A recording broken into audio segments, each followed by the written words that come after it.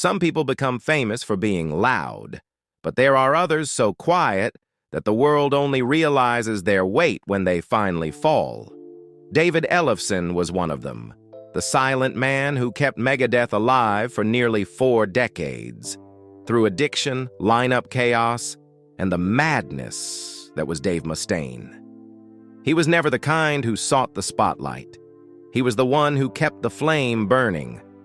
From a Christian boy raised among the plains of Minnesota, leaving home with an old bass to chase a metal dream, Ellefson went through it all: glory, masterpieces, collapse, and was erased from the very band he helped build. One leaked private video, and 40 years of loyalty vanished like smoke. Yet behind that downfall lies another story of talent, faith, betrayal, and the long road to self-forgiveness amid the ruins. A man who once stood beside the devil, who preached to the youth, and who ultimately had to learn how to forgive himself. The story of David Ellefson is not just the tragedy of a metal legend. It's proof that sometimes the ones who keep the world in rhythm are the ones who break the most inside. But before becoming the quiet man standing in the corner of the stage, David Ellefson was just a gentle boy from the American Midwest, a place where everything moved slowly, and the dream of being an artist seemed like a luxury. He was born in 1964 in Jackson, Minnesota, into a devout Christian family, where each day was measured by farm work, simple meals, and regular church services that felt as natural as breathing. There, a person's honor wasn't found under stage lights, but in fulfilling duties and living faithfully. David grew up in that kind of world, orderly, peaceful, yet suffocating. He wasn't rebellious or wild, but he had one habit his parents could never understand: sitting for hours in front of a small radio, turning the volume low so no one would hear, listening to sounds from another world, a world of Deep Purple, Led Zeppelin, and Black Sabbath. In those sounds, David found something the church never taught him: freedom. Music came to him, not as a call to glory, but as an escape. He learned organ, then saxophone, but only when he touched the bass, the instrument for those who stand behind, did David feel he belonged. He didn't need to shine, he just needed to keep the rhythm so everything else wouldn't fall apart. Perhaps from that very moment, fate had quietly decided he would be the one to hold the ground for an entire era. David's teenage years passed among cornfields, cold mornings, and long nights filled with dreams. He wasn't the type to destroy tradition. He simply couldn't bear the thought of living a life without music. When he graduated high school, his friends became factory workers, mechanics, or farmers like their parents. But David packed his bags, took his only bass, and carried one simple belief: no matter how cold the world could be, as long as music existed, he would find his place in it. At 18, the boy from the Minnesota farm left home and boarded a bus to Los Angeles, a city of bright lights and brutal dreams. No one could have imagined that there, among damp apartments and screaming guitars, he would meet destiny, a man named Dave Mustaine, and together they would create one of the greatest metal bands in history. Los Angeles in 1983 was nothing like what David Ellefson had imagined. The city of music, lights, and opportunity revealed itself as dusty, harsh, and lonely. He rented a small apartment near Hollywood, thin walls, low ceilings, and cheap enough so dreamers wouldn't starve to death. On his first night in the city, Ellefson sat in his room, plugged in his bass, and played a spontaneous riff. The sound carried through the thin walls, and almost immediately, a hoarse voice shouted down, "Shut up, you country hick!" That neighbor was Dave Mustaine, the guitarist freshly kicked out of Metallica for alcohol, drugs, and uncontrollable rage. It was a meeting that felt like destiny. Mustaine was fire, aggressive, bitter, consumed by a fury that wanted to burn the world down. Ellefson was water, calm, disciplined, anchored by faith and the belief that music could save. They were opposites, yet drawn together by the same wound. Both had been rejected by the world. From that shabby apartment, an idea took shape, not just to form a band, but to take revenge. And the name Megadeth was born, a declaration of war against everything. From the very beginning, Ellefson wasn't just the bassist. He handled logistics, found rehearsal spaces, paid rent, and endured Mustaine's volatile moods. When Mustaine sank into addiction, Ellefson was the one sober enough to drag the band back into the studio. When Mustaine smashed instruments in anger, Ellefson quietly repaired them so the session could continue. Fellow musicians called him the Foundation because without Ellefson, the House of Megadeth would have collapsed long ago. The nickname Junior came from those early days. A cover artist, amused by Ellefson's awkward Midwestern mannerisms, once joked, "You look like you just fell off a turnip truck." Mustaine burst out laughing and immediately started calling him Junior, a nickname that would follow Ellefson for 30 years. It sounded affectionate, but to him, it was a reminder that he'd always be the farm boy in a world full of arrogance. Yet that farm boy became the musical soul of Megadeth. When their debut album, Killing Is My Business and Business Is Good, came out in 1985, Ellefson was the one who turned chaos into rhythm. With a budget of only $8,000, half of which vanished into booze and drugs, the band had to record, mix, and produce everything themselves. While Mustaine screamed into the mic, high out of his mind, Ellefson patiently fine-tuned every bass line to keep the album from collapsing. The result sounded raw and feral, but that wild energy placed Megadeth squarely on the global metal map. 2 years later, Peace Sells, But Who's Buying, took the band to another level. The opening bass line, written by Ellefson, became an anthem for an entire generation, growling, defiant, a rebellion against Reagan-era consumerism. When MTV chose that riff as the theme for its news segment, Ellefson realized he had become the pulse of an era. But behind the glory, Megadeth was already decaying. Mustaine was sinking deeper into heroin. Guitarists came and went, and the studio had turned into a battlefield. Ellefson stayed, even as every day in Megadeth became a test of spirit. He spoke little, just plugged in his bass and kept the beat, as if music were the only thread holding everything together. In the long nights filled with smoke and alcohol, it was perhaps his quiet steadiness that kept Megadeth alive when so many other bands of the era self-destructed. But the price of that patience was loneliness. Because the world remembered Mustaine's voice and fury, yet forgot the man standing in the corner, keeping the band's heartbeat alive. After the explosion that was Peace Sells, But Who's Buying, it seemed Megadeth had found its footing among the big four of thrash metal.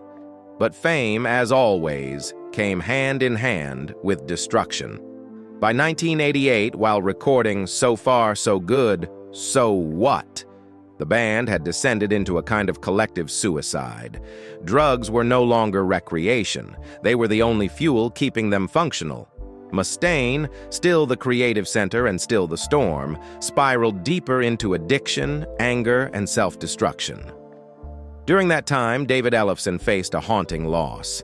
Cliff Burton, Metallica's bassist, and his friend from their early tours, was killed in a bus accident. That death drove Mustaine to write In My Darkest Hour, not for the audience, but for their shared emptiness. Ellefson recorded the bass part that day with a strange, heavy emotion, somber, burdened, and grief-stricken. Each note he played felt like a farewell, turning the song into one of the most sorrowful and authentic pieces he would ever perform.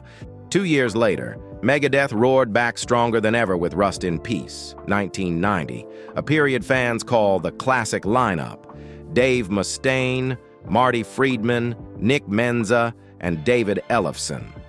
If Megadeth had been chaos before, now they were a metal machine, precise to the point of cruelty. Ellefson completely changed his technique, switching to a pick to match the blistering speed of Mustaine and Friedman's riffs, creating a thick, sharp tone like steel clashing with steel.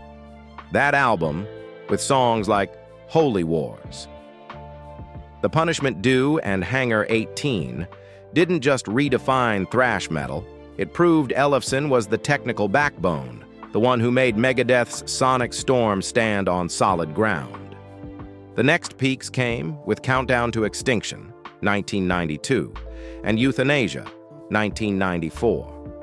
For the first time, Megadeth escaped the underground and entered the mainstream, selling millions of records and selling out tours worldwide. Symphony of Destruction, Sweating Bullets, A Tout le Monde. Each carried Ellefson's unmistakable bass lines, steady, intelligent, and powerful enough that critics began calling him the spine of the band. While Mustaine reveled in fame and drifted back toward old temptations, Ellefson quietly kept the band in rhythm, both musically and morally. But no one can hold back a storm forever. Just as the glow of Euthanasia began to fade, the familiar darkness returned. The pressure of fame, the comeback of addiction, and once again, David Ellefson was left as the only sober man in the chaos he had helped create. After the glorious decade of the 1990s, Megadeth entered the new century with more fractures than triumphs. The fame was immense, the tours relentless, and the pressure to maintain their status as one of metal's big four began to crack the band from within.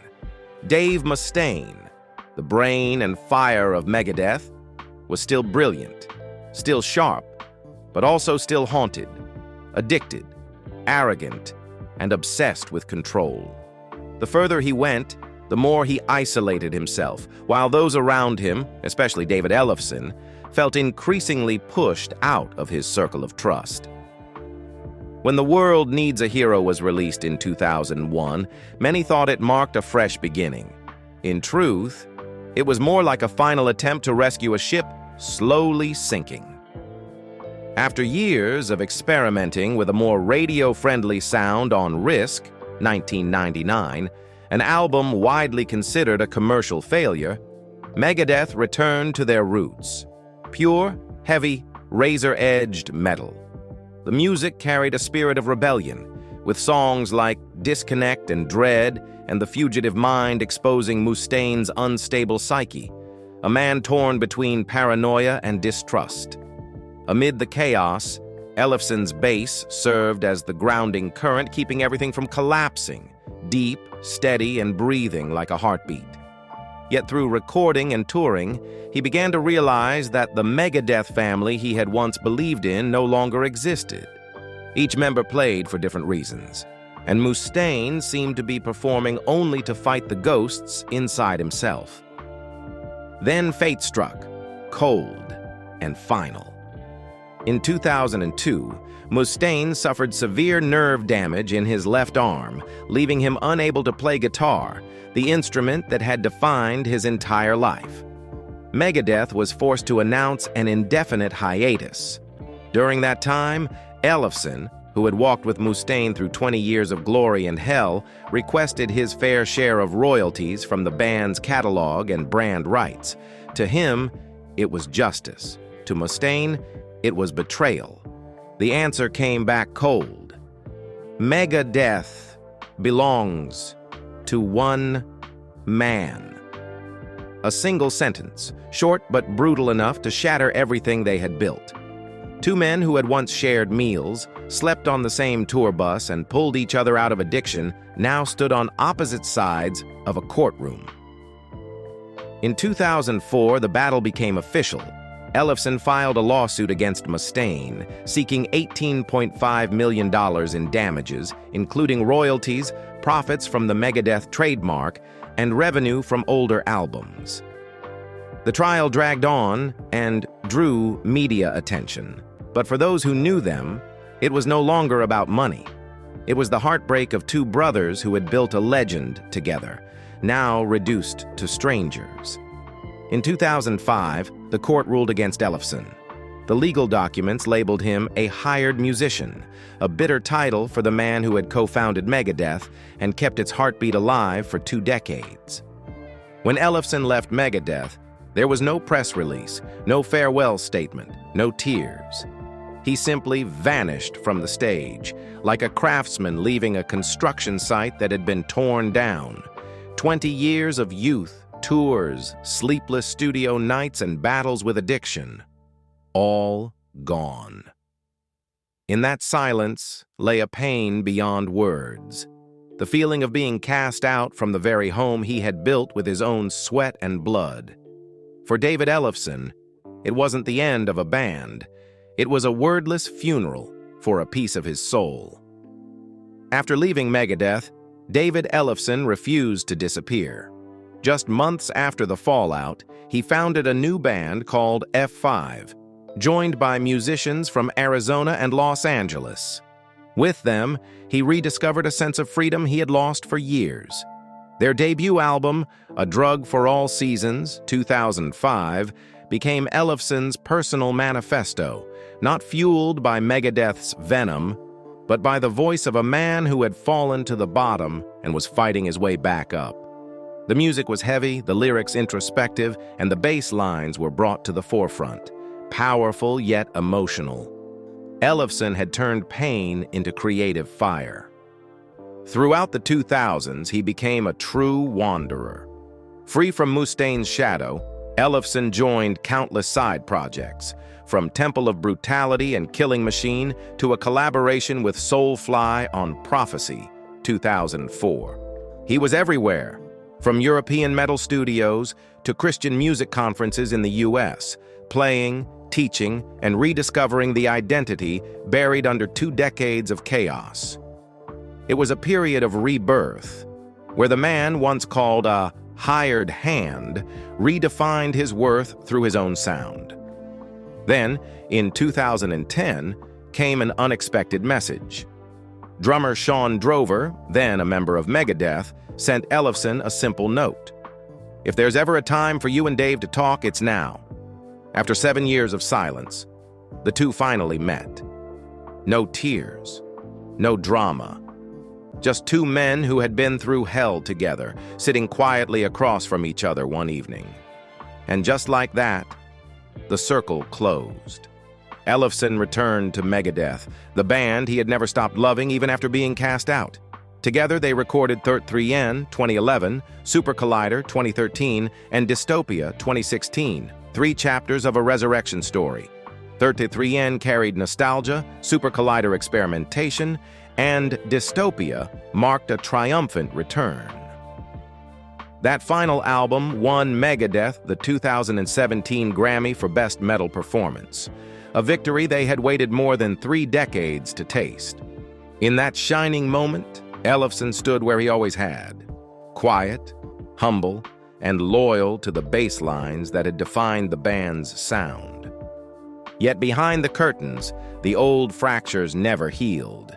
Even as they stood side by side on the Grammy stage, Mustaine still refused to officially recognize Ellefson as Megadeth's co-founder. To Mustaine, Ellefson was a collaborator, a great bassist, but not the builder of the empire. For Ellefson, that silence cut deeper than any insult.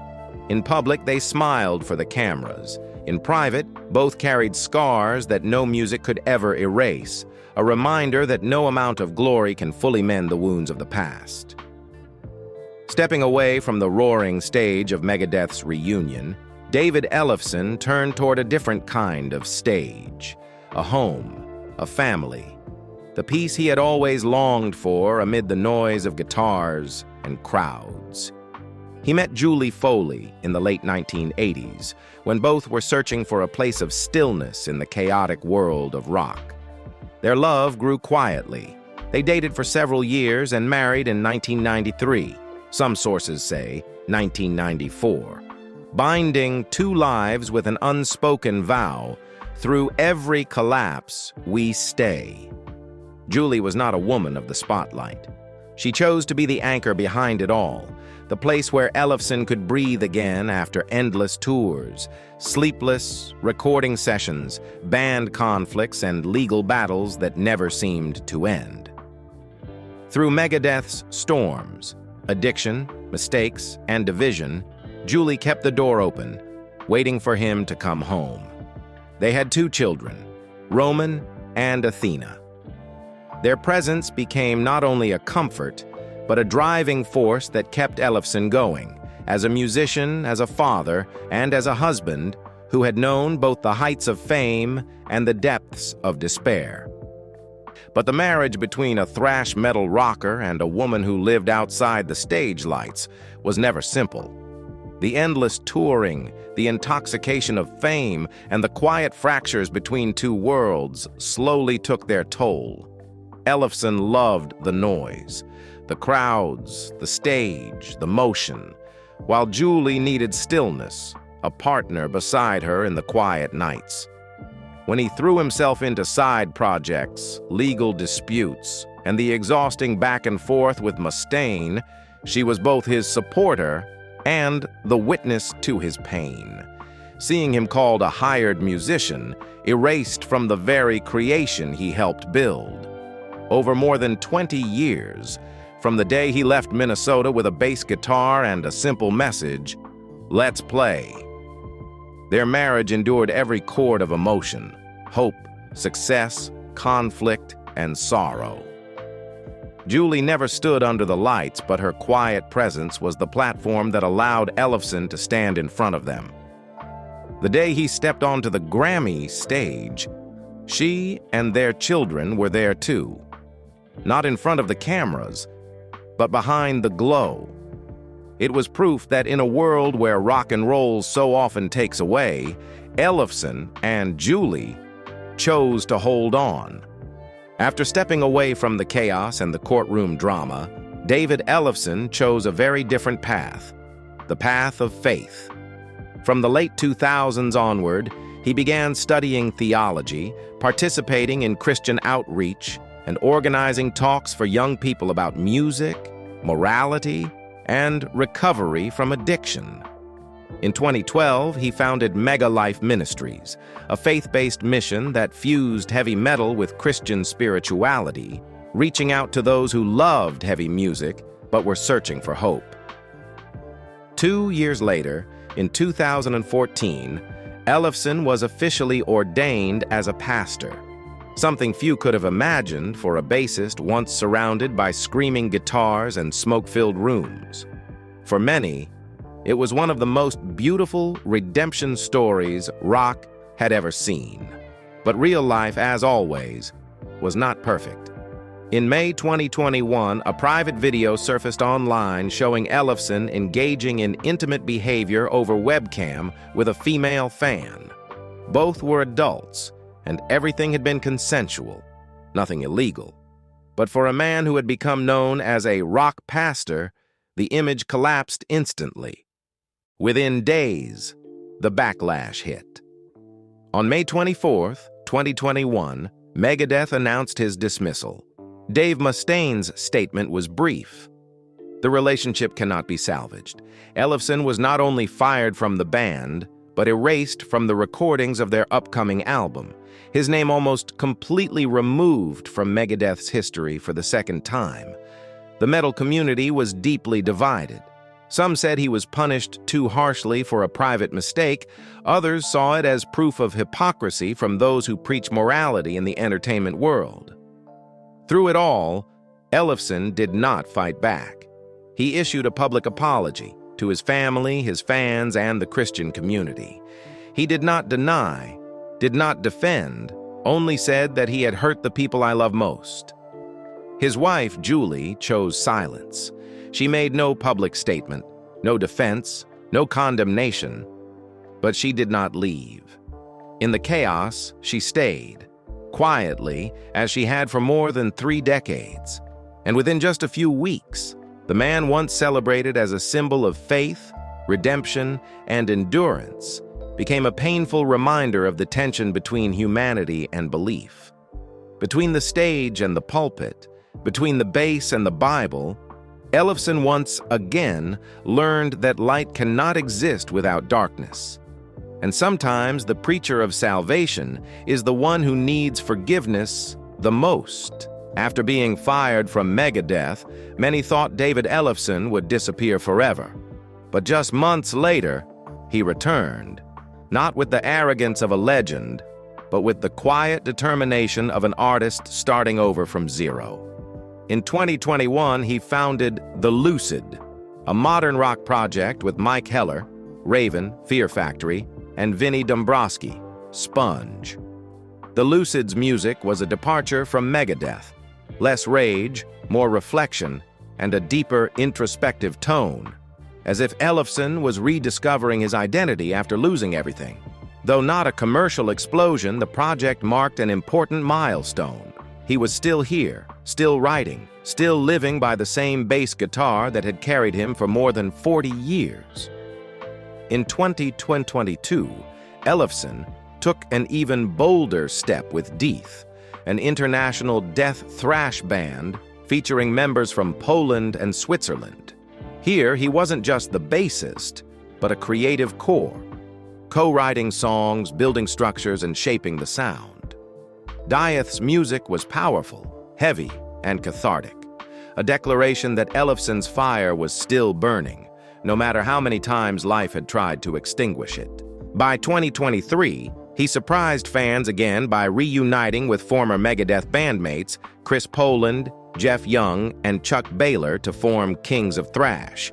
Together, they revisited classic albums like Killing Is My Business and Business Is Good and So Far So Good. So what? Not as nostalgia acts, but as a statement. We are part of that history too. On small club stages, audiences didn't just hear echoes of the past. They witnessed the rebirth of men once erased from their own legacy. Alongside these projects, Ellefson launched solo tours titled Bass Chronicles and Bass Warrior, blending performance with storytelling. On stage, he shared 40 years of thrash metal memories, the sleepless nights, the goodbyes, the chaos of touring, and the truths never printed in magazines. In 2024, he debuted The David Ellefson Show, a podcast co-hosted with Joshua Toomey, where they discussed music, faith, the industry's inner workings, and the true cost of survival in the rock world. That same year, Ellefson was invited by Overkill to temporarily fill in for bassist D.D. Verney during the scorching Latin America tour. Though just a temporary gig, it marked a turning point. Critics and peers began to see him once again with respect, not as a scandal figure, but as a seasoned musician with enduring integrity and skill. From small club stages to European tours, David Ellefson continues to play every day. No more giant arenas, no more deafening crowds, but each note he plays now carries a different weight. Music has become his healing. He no longer needs to prove himself or ask for forgiveness. It's enough to hold his bass and feel his heart still beating in rhythm. Across more than 4 decades in the world of heavy metal, David Ellefson left behind not only albums and iconic bass lines, but also a legacy as complex, conflicted, and profound as the man himself. In a genre that glorifies speed, power, and ego, Ellefson chose a different path. Quiet, steady, and enduring. He never needed the spotlight, yet he was the one who kept everything standing. Without him, Megadeth might still have existed, but there would be no Peace Sells. But who's buying? No Rust in Peace, and no Countdown to Extinction. The very albums that defined the shape of thrash metal in the 1980s and 1990s. Ellefson's bass lines were never what made crowds scream, but they were the foundation that allowed everything else to explode. The opening riff of Peace Sells became one of the most recognizable sounds in metal history, played on MTV, in news programs, video games, and even American newscasts for years. Those who truly understand music know that without Ellefson, Megadeth would have been a fire without oxygen, bright but short-lived. His influence went far beyond music. As one of the few metal artists to openly express his Christian faith, Ellefson bridged two worlds once thought irreconcilable: rock and religion.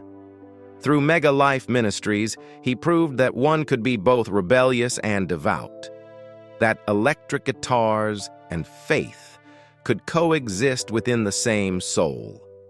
It made him a rare role model, not only for musicians, but for anyone struggling to balance passion and responsibility, authenticity and image. The way Ellefson rose after being dismissed from Megadeth for the second time is also part of that legacy. He didn't seek revenge, didn't lash out, didn't condemn Mustaine. He simply kept playing. From The Lucid to Dieth, from Kings of Thrash to Bass Chronicles, each project became a new chapter of perseverance. In an age when fame can evaporate over a few seconds of video, Ellefson stands as proof that endurance itself can be a form of redemption. Critics still call him the Great Timekeeper, a bassist rare in his ability to fuse metal's power with jazz-like finesse, to build a thick foundation without overpowering it, to make the bass not an accessory, but a soul. And perhaps that's what made him unique. He never tried to be a star, only the backbone, the thing without which the whole body of music would collapse. Today, as younger generations carry on the thrash metal legacy, David Ellefson's name remains spoken with quiet respect, not as a flawless idol, but as a human being who rebelled, who fell, who was erased, yet kept standing and kept playing. His legacy isn't measured in awards or record sales, but in loyalty to the sound, to the instrument, and to the belief that as long as even one person is listening, music is still worth living for. David Ellefson once lost everything: fame, status, even faith in himself. But he chose to rise again, refusing to let the past define the rest of his life. Every note he plays today isn't for forgiveness. It's to prove that music remains the final flame one can cling to when everything else has gone dark. In a world where fame is fragile and mistakes are judged as eternal sins, David Ellefson endures as a reminder. Redemption isn't in what you say, it's in how you keep going. And sometimes, just having the courage to step back on stage, even after the lights have gone out, is already a quiet victory. What do you think of David Ellefson, the man who walked through light, fell into darkness, and still found his way back? Share your thoughts in the comments below. And if you believe true legends never disappear, hit like and subscribe to join us as we continue telling the stories of those who fell but never surrendered.